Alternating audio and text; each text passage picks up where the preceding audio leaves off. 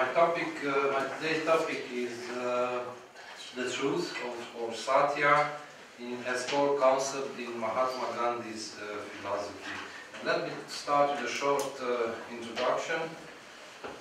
January 30, 1948, it was a sad and awful day for India and I think for the whole humanity. The man known as Mahatma, great soul, has passed in a tragic way.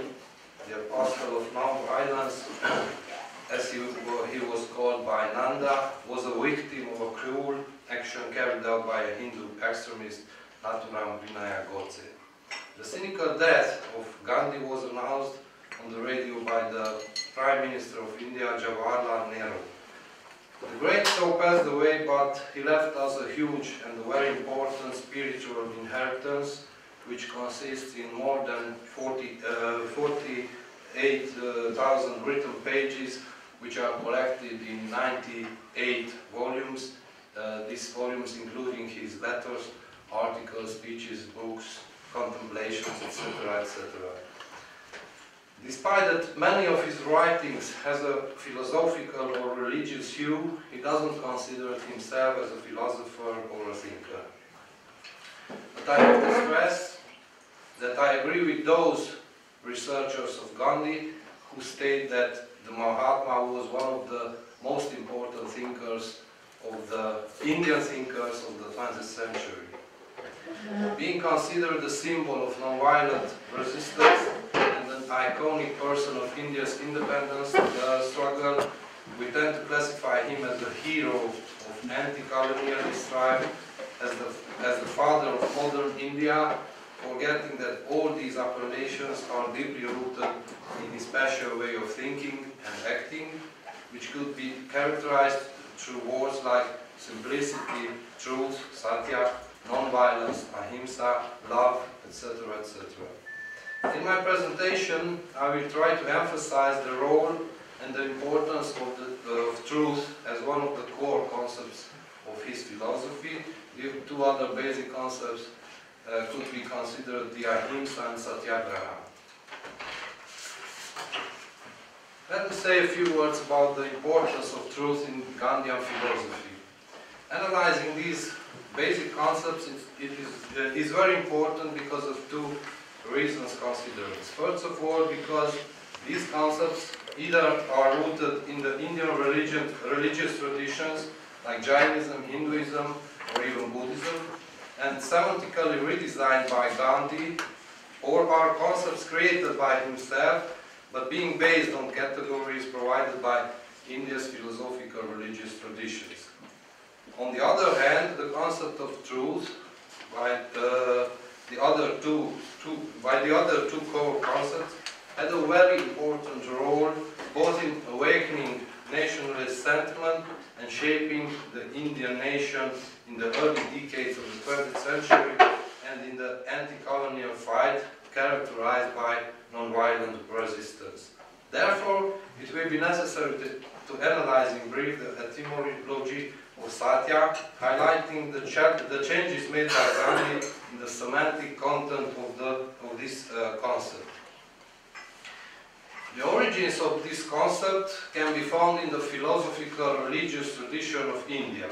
So if we try to understand the thoughts, the speeches and the actions of the Mahatma, we will have to focus first on the origins of Satya. Satya Nasti Paro Dharma, which has been translated by the philosopher Bhikkhu Parak as "there is no religion higher than truth." This statement is one of the most important postulates of the ancient Hinduism, which appears and reappears in different forms and periods of Hinduism like Vedic, Brahmanism and modern Hinduism. Because lack of time, I will skip the detailed analysis of this concept, and I will have to limit myself to listing those religious and philosophical works which exerted a significant influence on Gandhi's thought. And from this list should not be missing the Upanishads, especially the Chandogya, the Brihadaranyaka, the Taittiriya and the Mundaka Upanishads, the Mahabharata, the Bhagavad Gita, laws of Manu, Patanjali's Yoga Sutra, and the least but not last, the Jain religion, whereby he came into contact in his childhood. But before we give a try to understand the Gandhian concept of truth, we have to take a look at different semantic layers of the term. The root word of Satya is Sat, which in a primary sense means being, existing. Of course, it has several secondary meanings, like true, real, lasting, essential, etc., etc. In the Hindu religious tradition, the word Sat, in its deepest and most important sense, means absolute existence, ultimate reality. In a word, is a synonym for God, for Brahman. As follows, we can conclude that the word Satya, derived from the term Sat, could be considered the source of eternal and universal values such as truth in the realm of knowledge, righteousness in the domain of our conduct, and justice in the sphere of social relations. Being influenced by all these religious traditions, Mahatma gets to the conclusion that the truth is much more than a simple moral value or category. In fact, truth is God. He states, "My religion is based on truth and non-violence. Truth is my God. Non-violence is the means of realizing Him." According to this statement, we can conclude that in his early thinking, Gandhi's concept of truth is conceived as an attribute of God, which is denouncing the fact that the concept of God enjoys a logical priority concerning the truth, because the truth in fact describes God. We have to assume first that God exists as we speak the truth as a property of His.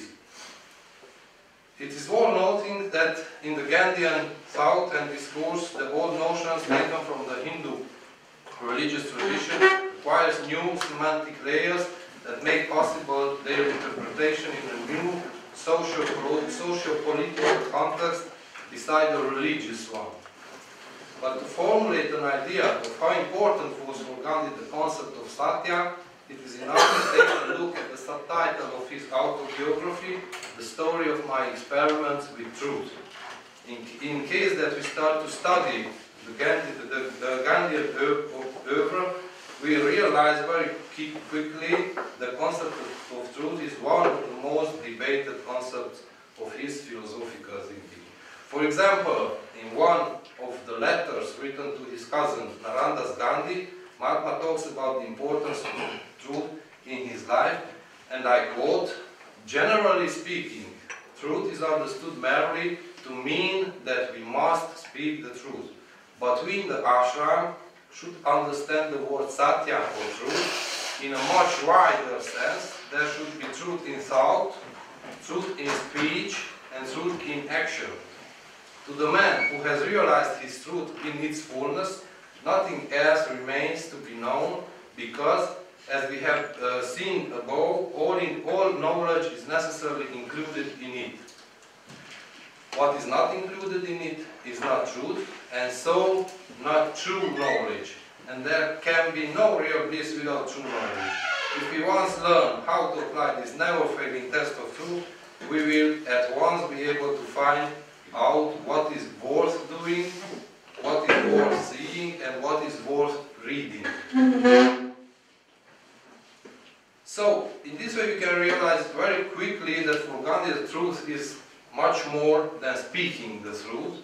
According to his interpretation, the concept of truth must be present not only in our words, but also in our thoughts and our actions. However, after several years of reflection and experimentation of the truth, Gandhi realizes that it is more properly to say truth is God, instead God is truth. Concerning his revelation, he wrote, and I quote again, "I would say with those who say God is love, God is love. But deep down in me, I used to say that thought God may be love, God is truth above all. If it is possible for the human tongue to give the fullest description of God, I have come to the conclusion that for myself God is truth. But 2 years ago I went a step further and said that truth is God. I then found that the nearest approach to truth was through love. But I also found that love has many meanings, and that human love in the sense of passion could become a degrading thing also. I found too that love in the sense of ahimsa or non-violence had only a limited number of votaries in the world, but I never found a double meaning in connection with truth, and not even atheists had demurred to the necessity of power or power of truth.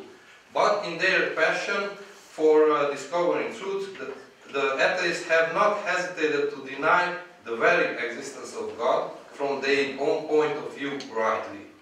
And it was because of this reasoning that I thought that rather than say that God is truth, I should say truth is God.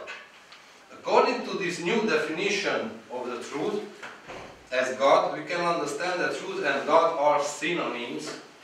Synonym terms denotes the same thing, which means that for Gandhi, the God became an impersonal entity, the ultimate being which cannot be described using different attributes.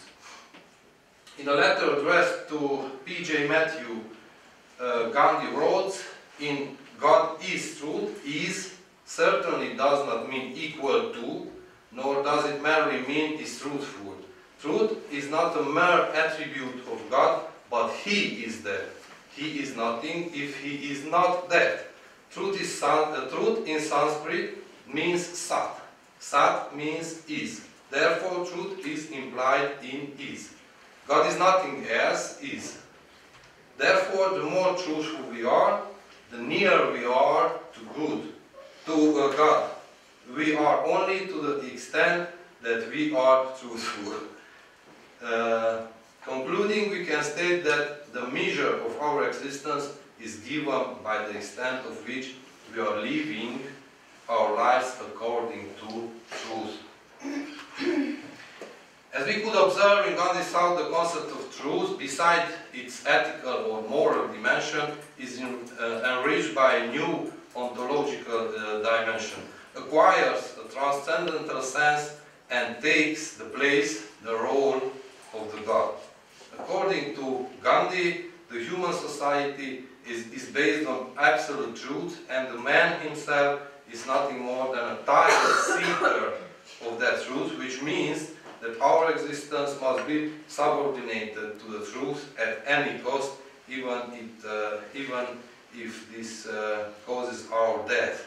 At the same time, Gandhi states that as a follower of Shankara, he believes in the absolute oneness of God, and therefore also of humanity, and declares that the individual spirit, or the Atman, is derived from the ultimate being, Brahman. In case that we accept the unity of Atman and Brahman as the one and only being, we admit that the exterior world doesn't exist, it is only a perceptible manifestation of the Brahman. But this means that there is a Brahman as a self-existing reality, and there is a visible aspect of this Brahman too, our empirical reality, which means that in fact we have two levels of reality, and in accordance we have to have two levels of truth. Considering himself an Advaitin, Gandhi stresses that we have to make a distinction between the absolute truth and the relative truth.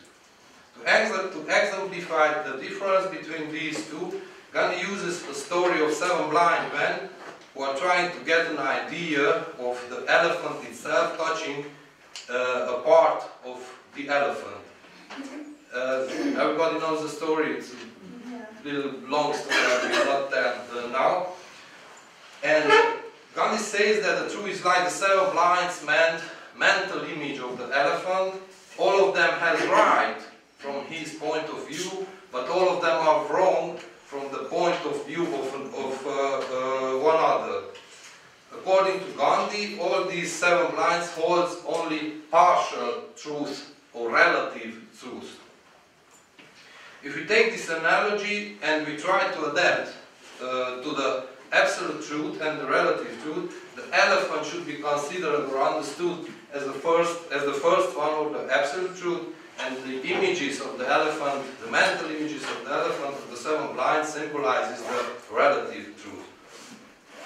If in the case of relative truth, we cannot definitely state the truthfulness or falsity of these, the absolute truth is in fact the unknowable ultimate reality. Most people do not have those capabilities and skills that would make it possible for them to observe the absolute truth, but in the spite of this, and in a total harmony with the Hindu tradition, Gandhi always stresses the need to make constantly and consistently efforts to recognize and understand the absolute truth. And now a few words about why it's so important for Gandhi the difference between the absolute truth and the relative truth. It is important because in this way Gandhi may highlight the many processes that take place in each of us during our experiments with truth in our life. And he refers to the self-control, our will to change ourselves in good, our continuous reflections on the achieved results. All these processes implies the detection and the analysis of our own mistakes in order to be able to use the obtained conclusion in our continuous search of the absolute truth. I will skip this quotation because how many times I have 5 to do? Okay, I will skip. This is a longer quotation from his autobiography. But at the same time, the difference between these two levels of truth is important too, because according to Gandhian thought, at the base of the social and political conflicts, we always find incompatible or contradictory relative truths, or the belief of the parties that they are the owners of the absolute truth. For a peaceful human society, it is essential that people has to live an active and courageous life, but subordinated to the truth. The greatness of a human life can be measured by the way they are opposing falsehood and hypocrisy accepted by society. Gandhi repeated insistently that we not consider that something is true because of the simple fact that it is old. A thought, a word, an action can be true only if it is based on the absolute truth. And if we consider this, and we accept that his whole life was a continuous experiment with the truth, we will be able, on one hand, to understand Gandhi's moral courage and fearless actions against his own religion, the Hinduism, just thinking about the problem of untouchability or the problem of children marriage, or against the British colonial rule. And on the other hand, his success as the leader of the anti-colonial struggle in South India and South Africa, and India. His success is the consequence of his true life, during which his thoughts, words, and actions were in a perfect harmony, were no contradictions between theory and practice. And that's all. Thank you very much. And I'm waiting for your questions.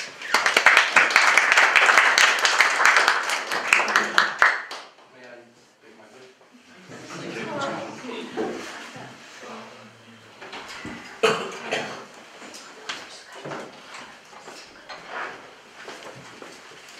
I'm just interested in the part that you discussed how he wants to incorporate the idea that there are multiple truths. He acknowledges that people have multiple views of what the truth is. How does he deal with the fact that they all see that truth as absolute in relation to his own idea of there being a shared absolute truth? Does that make any sense? suggestion? I don't really So maybe understand. ask again. So he seems to suggest there is one absolute truth, Yes, that's right. right, which is a shared one. But he also acknowledges that we all, clearly different traditions, different types of people have a different view as to what the nature or the content of that absolute truth is. So how does he discuss this in relation to the distinction between the absolute and the relative truths? He's saying that there is one absolute truth, the ultimate reality. And we as human beings, we are seekers of this truth. But very few of us has the capability or the needed skills to know, to discover this absolute truth. And he gives the example of Jesus. In his theory, in his thought, Jesus one human being who was able, who had the necessary skills to get to the absolute truth. Somehow in this way. Gandhi's philosophy is a very speculative one. And it's very hard to understand because when you are reading text of Gandhi, first of all you have to know when he has written the text, because I think in his autobiography he says that if somebody will read my whole spiritual inheritance, he will see that in my early phase, he will see that text in my early phase and in my, how do you say, the later phases of my philosophy are contradictory. But this is because I am a seeker of the truth, and if I realize that something was wrong in my life, I will came back to that moment and I will fix it, and I will go in this way to the absolute truth. It's a very speculative philosophy. Yes, Professor Hanyo? I might add with regard to this relation between the everyday knowledge and the absolute truth, which is this Advaitic notion. I think, if I may add, I think that if we think about the Advaitic philosophy, the point here is, and since Gandhi says that he's an ardent Advaita Vedanta thinker, maybe it would be worthwhile to put a stress on the fact that this absolute truth, which is being spoken about in Vedanta, is the knowledge, which is a spiritual knowledge, a gnoseological knowledge, which means that my very essence, which is Atman, is identical with Brahman. So this is the absolute, this is a kind of, spiritual revelation, being at the same time liberatory to the human being, that is being searched by the Advaita. And the everyday truth, the Vyavaharika truth, or everyday knowledge, maybe it would be better to say, is just the means to attain to this truth. So it's not worthless, but it's just, the way to come to this eventual, liberatory truth. So I would see this as... Yes. There are two levels of truth in Yeah, but these two levels are not excluding one another. Yes, Yeah. that's mandatory. If we live in a phenomenal world, the truth will be Vyavaharika, Satya. But at the level of eliminating, of, if we become the pure consciousness, the level of truth will be Paramasta Satya. Yes, but what I actually wanted to say was that that level of everyday knowledge is simply the point from which we can, this is the only place from which we can start in search of this ultimate. My question was really more to do with the application of the theory to the practice, because you mentioned that he acknowledges that in the world of relative truths, people take the relative truth for the absolute truth. Yeah. That's the problem, right? Yeah. So There's a starting point, the relative truth, and from the relative truth from the relative truth, we have to experiencing and seeking the absolute truth in our life, we have to achieve the absolute truth. But I mean, in terms of the conflict between different views of the absolute truth that people have in the realm of relative truth, that's what my question is about. So in terms of his practically dealing with conflict between, for example, different views, religious perspectives, how does he tie the theory and the practice together? Is my I would say syncretically. okay. Yeah. It's not Yeah. really any of pure, let us say, approaches Okay. present to my understanding. Yeah. So, and well, if I may Yes, still for sure. to the concept of Satya, well, if you mentioned that he followed the Indian tradition beginning from, I don't know, the times immemorial, then actually in Satya there are two meanings and they are well combined in the sense of the word, and that is the real and the truth. Yeah, that's And right. one is not just the secondary meaning, it's got two senses, and that can be also a solution to your question in a way, you know, because it's both the epistemology and ontology combined, you know, so maybe that would be also... That's right. I use the words of Gandhi when I was separating primary and the secondary. Yeah, but then if he's But not you are right, yeah. you are right. Professor Nedu, please. But let's say Gandhi's approach is not so much metaphysical, it's rather social or more... Yes. Yeah, that's right. This is By true. truth, he rather means a practice than an absolute reality. Because he even defines his own method as grabbing the truth. But I mean, even his practical method, even his political method is also labeled as such. Somehow Gandhi is like a theology of liberation. His truth is rather a truth, permanent truth, pervading the world. That's why somehow I feel that, okay, he may accept the background of Advaita Vedanta, but he doesn't stress it. I think he's more interested in the practical Yeah, he consequences. just uses different... He accepted the Religion is not a Hinduist religion in the original term of Hinduism. He says several times that my religion is the moral. This is my religion, But if you say anything about his biography, you know, it becomes a little bit shaky. So, because, well, his relations with women, you know, are rather difficult to talk about. So, but, no, I don't know what. I don't want to enter into this. With Kallenbach, his relation with Kallenbach.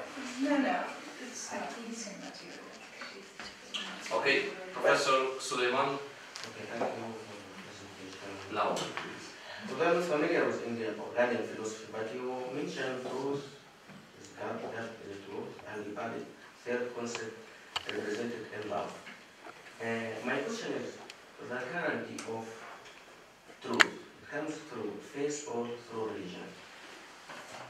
The Guarantee. guarantee, Yeah. the guarantee of truth Yeah. comes from Religion or faith? none of them. Because he said that if he will find that there are some mistakes in his beliefs, he will change his mind. So the guarantee of faith. It is a very practical way of seeking the truth. It's not a kind of yoga or something, or kind of meditation regarding the absolute truth. He's saying several times in his over that I'm not a philosopher. I'm a seeker of truth, and I try to get to the absolute truth by my thoughts, my words, and my actions. And if there is a harmony between these things, I am getting closer to the absolute truth. If there is a disharmony between things, I could not make those necessary steps to till the absolute truth. Something How like can I recognize the truth? how can we How can I connect? recognize the truth? Recunoașterea de volă în sine. This is a problem for him too, and he recognizes this. And this is why he is telling that a few people has the skills and the capabilities to recognize the absolute truth. And this is why you have to experience in your whole life, even when he is talking about several religions. He is saying that I'm not interested in religion, I'm interested in those things in that religion which are giving me those skills and capabilities to get closer to the truth. It is a very speculative philosophy. It's not a... Professor Dance, please. And after that, Professor Mandea, last comment. Can I have one more question? Yes. Madea? Okay.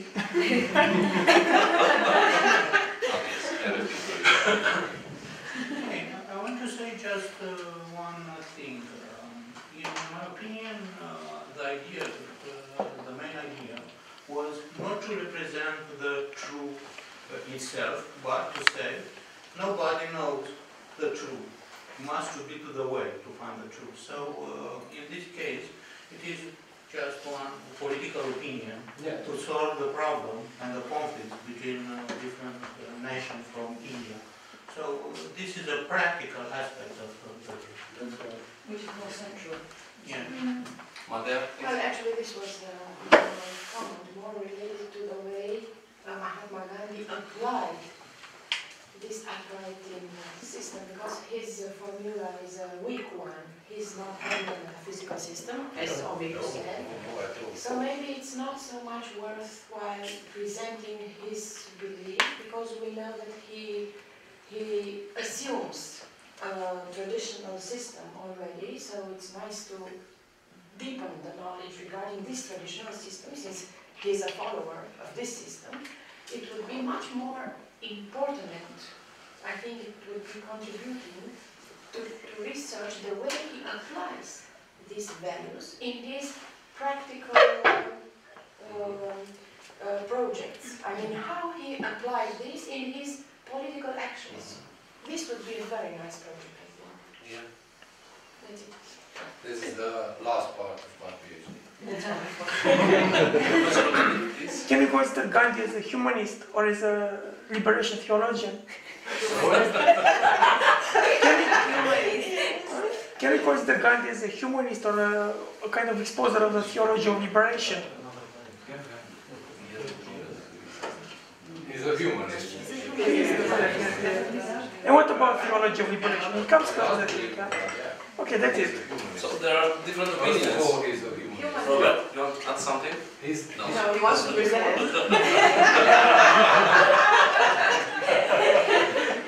Yes, thank you, dear Professor. That's all for this very